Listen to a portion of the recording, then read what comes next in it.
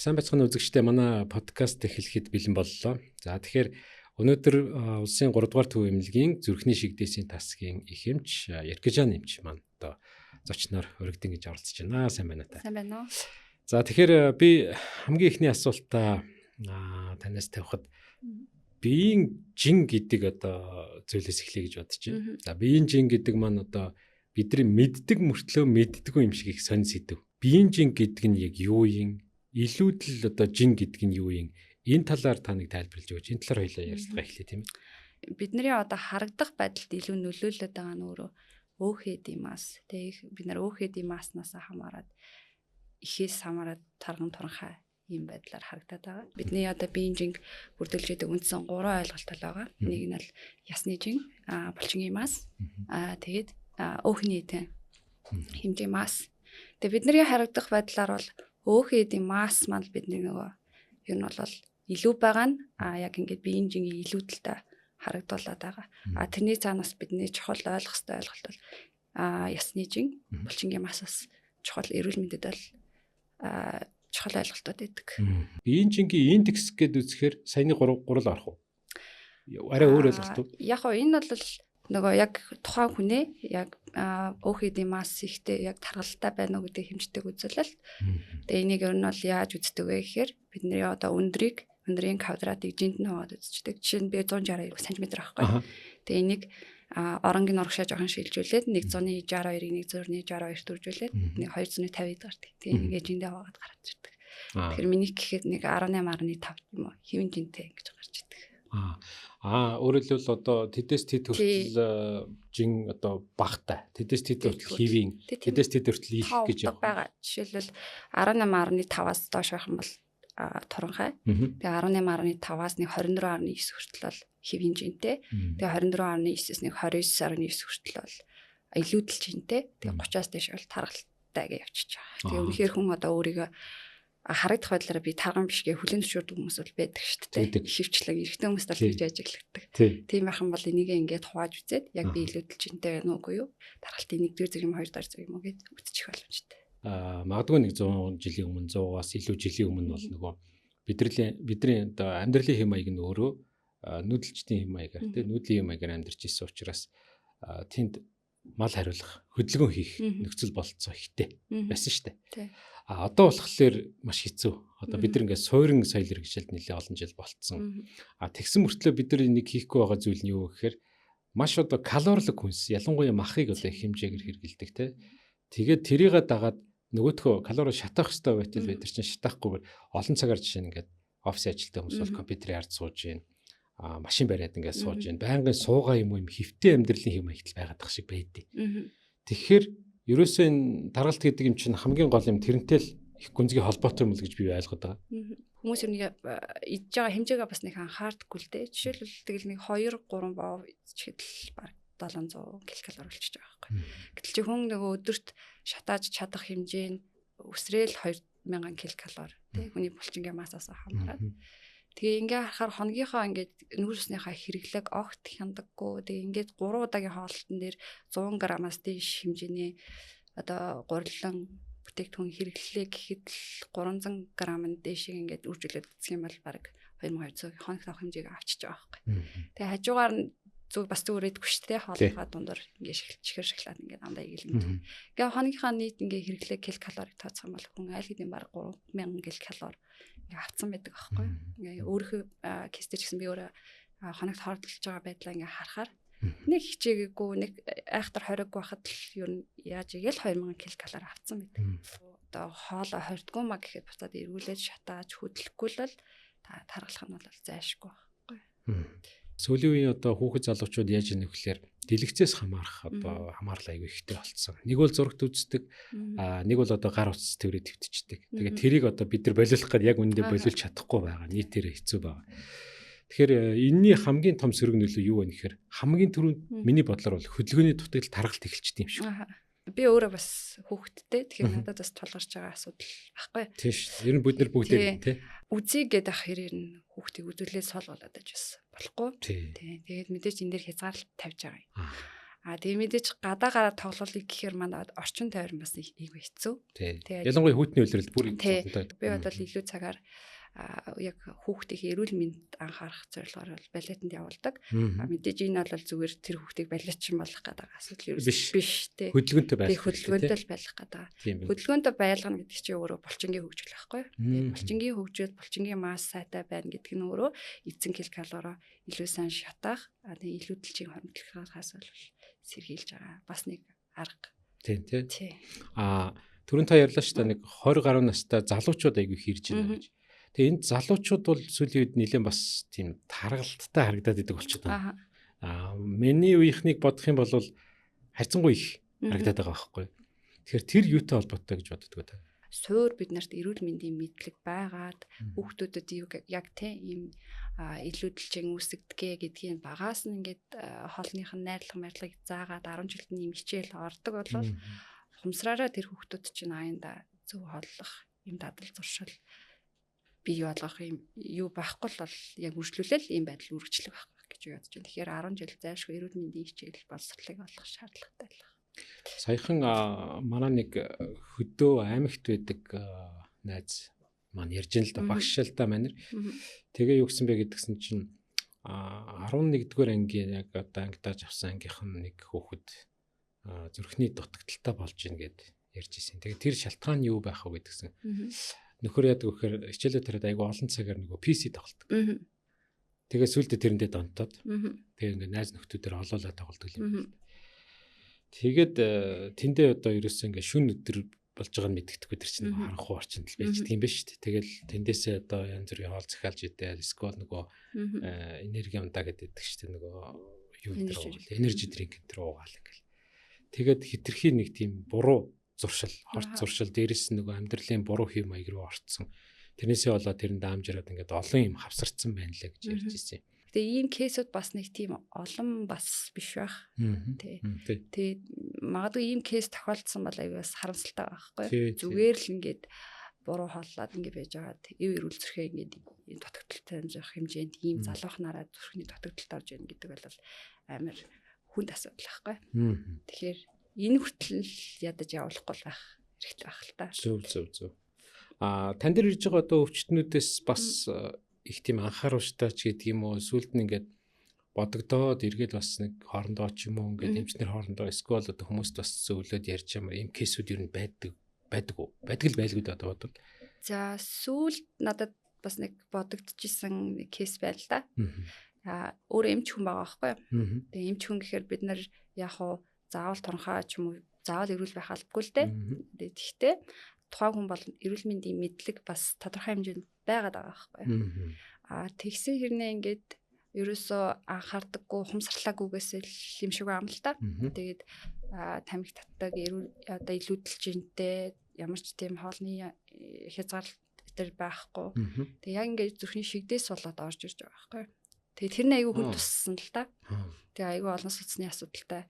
Тэгээ тэндээ ингээ яг эмчлүүлж явах хавцад нь би бас ажиглахад бол тэр нь айгүй хүн тусаад ингээд надаас байн асуулт асуугаал. Одоо явал ингүүл би одоо энийг ингээ болчвол те би одоо ингээ эрүүл болчих уу. Тэгээ хин хин бол би баг ингээд урт наслах уу гэдэг ч юм уу ингээд айгүй их асуугаад байсан. Тэгээ яг хоо энэ нь бол мэдээж нөгөө гүцтийн асуудлыг ерөөсөө ухамсарлаагүй. Одоо яг ингээд яг энэ нөхцөл байдал намайг хүрэх байсан биш тэ гэдгээ шигдээс олсон байна. Ингээд ухамсарлаж ойлгож байгаа байхгүй. Тэгээд өнгөрцнийхэн дараа тий бодож байна. Нилээн хүндрэл өгсний дараа гэж байгаа байхгүй. Тэгээд энэ хүн нилээн хичээсэн л дээ. Тэгээд 2 сарын дараа саяхан уулзсан. Тэгэхэд бол нилээн их юм одоо жингээ хасчихсан, эрүүл жинд орчихсан. Тэгээд холестерин одоо цэсэндээ холестерин хянуулчихад ирдэг байхгүй. Тэр мөрийн ч ихсэн айгу бага хэмжээнд баригдчихсан. Тэгээд яг би ингээ хичээсэн гэдгээ надад бол ингээд ярьж байгаа байхгүй. Тэгээд нөгөө тамхи татдаг гэсэн тэрийг ингээ хайсан. Тэгэхээр биеэр заавал туусны дараа ингээ жаахан оройтны дараа биш энэс жаахан арай эрт ухамсарлаад жишээлбэл эрэгтэй хүмүүс дэгдэг штэ тий би тарган биш би ерөөсөө илүү дэлжинтэй биш тий торонхоо харагдах юм бол их муухай харагдах гэдэг юм шиг тий гоцоо асуудал бас байгаа юм шиг байгаа юм л та тэгээд энийг ерөөсө хүлээн зөвшөөрдөггүй. Тийм учраас би эрэгтэй хүмүүсийг тэр нэг саяны хэлсэн индексээрээ бас үзээсэй гэж бодож байгаа зөв. Тэгээд жингээ хасаад яг эрүүл жинтэй байна гэдэг чинь одоо алсын асуудал байхгүй юу. Нөгөө заавал саяны хүн шиг тийм байдал төрчөөд ухаарах биш. Ийм байдалд хүрэхгүй байхыг хичээх хэрэгтэй. Тэгээд хамгийн түрүүнд эрэгтэй хүмүүсээс бол би илүүдэл жинтэй гэдгээ саяны жингийн индексээр үзээд хүлээн зөвшөөрөх юм бол тэгээд энэс цааш асуудлууд нь тэгээд ер нь бол хааж тусламж авах боломжтой турах асуудал бол. За нэгэнт ингээд илүүдэл жинтэй болчихжээ. Тэгээд тэрийг одоо ингээд ямар нэг байдлаар бууруулахгүй бол зүрх судасны өвчний одоо тодорхой эрсдлүүдэд тулчжээ. Тийм нөхцөлд ер нь хүн яг ямар арга хэмжээ авах ёстой. Одоо хамгийн түрүүнд та юу гэж зөвлөдөг юм? Би бол идж байгаа юмныхаа найрлаганд илүү анхаараасаа гэж боддог. Яг нь мэдээж айгүй их бүр одоо яг асар богино хугацаанд та жингийн илүүдлээ хасахгүй бол болохгүй байгаа нөхцөл байдал бас байж болно шүү дээ. Тийм бол нөгөө үнэхээр амар эрчимтэй тураагаад байгаа intermittent fasting ч юм уу эсвэл бүр хоол сайх ч юм уу те. Энээс цаашлаад бүр илүүдэл чинь 8 наснд нь хүртэл ингээд занал хийлээд байгаа үеүүдэд бол хүн ходоод тайрах, ходоодонд нь баланс суулгах, бөгжлөх гэдэг нэг эцэлийн хүртэл аргууд байдаг байхгүй. Ийм байдалд хүрээгүй л бол хамгийн түрүүнд бол идж байгаа юмныхаа найрлаганд л айгүй багаар анхаарал айгүй тууштай. Тэгээд удаан хугацаанд өөртөө дадал бий болгох юм бол одоо юу гэх юм нөгөө ийм хурдан аргуудаа бодох юм бол цаашдаа үр дүн нь илүү сайн юм шиг харагддаг. Жишээлбэл манай хамаатны энийг ихч байдаг юм. Ер нь бол болцоо сайтай. Тэгээ намайг ирэх болгондоо хөдөөнөөс ирэх болгондоо дагуулж ирээд явал дэлгүүр хийсэн. Тэгэхээр ингээд аюу хэцүү илүүдэл жинтэй болгоо хичнээн мөнгөтэйсэн чинь нэг хувцсуунаар ингээд аваад сонгоод өмсөйхээр хүртэл багтдаггүй байхгүй. Тэгээ тэр хичнийг одоо бүр аюу хичээгээл нөгөө эрүүл хоолтын клубт яваал тэгээ бүр 20-30 кг тураал. Тэгээ надад ч гэсэн дэлгүүрт ингээд дэлгүүрт дагуулж явахд хүртэл аюу гой санагдаж байгаа байхгүй. Намайг аюу асар бага хугацаанд дагуулж яваад хуцаа сонголт гарчиж байгаа байхгүй. Тийм байна тий. Тэгээд тэр их хэсэг хугацаанд тийм байсан.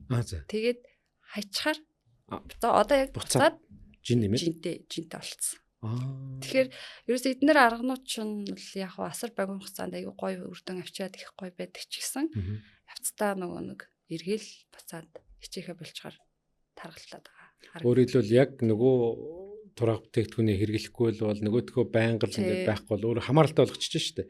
Тэгжил байхгүй бол буцаагаад таргалчих гэдэг. Тэгэхээр миний бодлоор бол нөгөө алсын үр дүн байнгын л одоо эрүүл жинтэй ингээ байхыг хүсэж байгаа юм бол саяны миний яриадсан идж байгаа юмныхаа калорийг мэддэг байх. Тэгээд идж байгаа юмныхаа юу нь илүү тэжээлэг шин чанартай, юу нь илүү уургийн агуулмж өндөртэй тэ тэрлүүгээ илүү хандуулаад ялангуяа нэг саяны хэлээд байгаа гурилан бүтээгдэхүүнийг ер нь айгүй бага болгоомжтой хэрэгжилж байгаа хэрэгтэй. Ингээ солонгос хүмүүсийг харах юм бол айгүй л их мэдж харагдаад байдаг шүү дээ. Тэгсэн мэт л тийм тарган хүн ер нь бараг л байдаг. Ховор гэдэг шүү дээ. Тэгэхээр нэг ногоо айгүй их иддэг. Бид нар чинь яг 100 г метртэй тооцох юм килокалори 3 литрийн гурилан бүтээгдэхүүнийг бодох юм бол хамаагүй бага шүү дээ. Тэгэхээр идж байгаа юмных нь найрлага хэмжээ нь их байлаа ч гэсэн нөгөө килокалори багтаа бол таглахгүй байгаа тал байна. Гэхдээ мэдээж нөгөө эрүүл хүнсийг их хэмжээгээр шатаахгүй гэх юм бол бас тархалдаг гэсэн. За оюутан сурагчид тэгээд ажил дээр гарсан залуучууд тэгээд яг л нөгөө нэг бидний анхаарал хандуулж нөгөө баг залуугасаа хичээх тарган байхгүй тэр амьдралын зөв хэв маяг сурах ийм үеийн насных нь байна шүү дээ. Тэгэхээр энэ залуучуудад хандаж зөвлөхөд та юу гэж зөвлөмөр байна? Яах ёстой ер нь цаашдынхаа эрүүл мэндийг бодох юм бол юу хийвэл их зөв бэ? Юу гэж одоо зөвлөх үү та? За яг баг залуучууд бүр ийм одоо сургуулийн насны хүүхдүүдэд бол би алгалхал одоо сургууль төрцсгэн ч юм уу те эрүүл мэндийн боловсролт нь илүү анхаараасай. Хоол хүнснийхээ найрлагыг ядаж мэддэг байгаасай. Ядаж л эргэтнийхээ байрлалыг мэддэг байх хэрэгтэй шүү дээ. Тэгээд яг залуучуудын хувьд гэх юм бол за яг өөрөө ингээд мэдээж хүн болгон яг ийм жишээг мэдлэгтэй байх албагүй шүү дээ. Тэгэхээр бид нарт чинь нэг YouTube, Instagram, TikTok гэдэг бүх юм нээлттэй шүү. Байж байгаа шүү. Тэгэхээр нэг өөрөө нэг inspire авдаг нэг хүнээ дагаад ч юм уу хоолж байгаа байдлыг хараад одоо яг ийм эрүүл хоол зүйч гэдэг ийм хуудас хөтэлдэг, видео хийдэг ийм хүмүүс бол зөндөө байгаа. Ийм ч гэлтэхгүй. Тэгээд ийм хүмүүсийг байдлыг баг багаар үзээд ингээд өөртөө ойрхон байлгаад ах юм бол эндээс хараад ер нь хүн суралцдаг. Би ч гэсэн тийж хоолтондоо бол ерөнхийдөө анхаардаг юм байдлаар. За яг одоо ингээд тархалттай нэгэнд болцсон хүмүүсийн хувьд бол тархалттай гэдгийг хүлээн зөвшөөрөх хэрэгтэй. Жингээ хасахгүй бол алстай гарах юм одоо хүндрэлүүд тий ядчил нэг 40-50 хүрээд бид нар чинь өвдөгний үе болчихдаг шүү дээ. Ингээ харахаар годамжинд явж байгаа эмэгтэй хүмүүсийн жинглүүдэлтэй хүмүүсийн харахаар бүгдээрээ шатаар ингээд бууж чадахгүй яг урталт чинь ингээд хүчээ зөксөж явах юм жишээний. Тэгээ бөөр хүнд хүндрэлүүд нь гэх юм бол одоо тархин тусгаар зүрхний шигдээс тэгээ захны судснууд ингээд бүглэрж явах жишээний. Тэгэхээр заавал ийм нөхцөл байдалд хүрэхгүйгээр тэгээ эрүүл урт наслахыг одоо хичээх хэрэгтэй. Сүүлийн үед харин энэ йог гэдэг юм уу эмэгтэйчүүдэд зориулсан одоо яг ийм дасгал хөдөлгөөний гоё олон хэлбэрүүд бий боллоо шүү дээ. Энийг та яа гэж боддог? За яг йогийн тал дээр бол мэдээж сэтгэл зүйн эрүүл мэндийн тал руугаа ч гэсэн аль аль талдаа йог бол анх эхэлж байгаа хүмүүст бол хамгийн тохиромжтой байх гэж би бол боддог. Хийж байгаа дасгал хөдөлгөөнөө бид нар нэг нь болохоор кардио талын яг гүйж байгаа дугуй унж байгаа илчлэгээд шатах тал руугаа хөдөлгөөнүүд нөгөө талдаа булчингийн масса нэмж байгаа юу бас дасгал хөдөлгөөн байна шүү дээ. Яг одоо сайн яриад байгаа жим тий. Яг уу яг энэ нөгөө алсын үр дүнгээ харах юм бол саяны кардио төрлийн дасгалууд нь хүн илүү сайн гэж хэлэх юм уу? Тэгтээ булчингийн масса өөрөө бол сая хэлсэндээ нөгөө илчлэгээ шатах үндсэн юу болчихж байгаа. За та бүхэн өнөөдөр одоо ярих хугацаа ингээд дуусч байна. Тэгээ өнөөдөр ямар ч байсан үзэгчдэд бас тархалтай холбоотой олон одоо сонирхолтой баримтуудыг ойлгоцуудыг өгсөн танд их баярлалаа. Тэгээд таны ажилд өндөр амжилтыг хүсье. Мэдээж одоо олон хүнийг те энэ зүрх судасны өвчлөлөөс салгахад үнэтэй хөнөмөр оруулаарай л гэж хүргэе. За баярлалаа. Урьж олцсонд баярлалаа. За баярлалаа.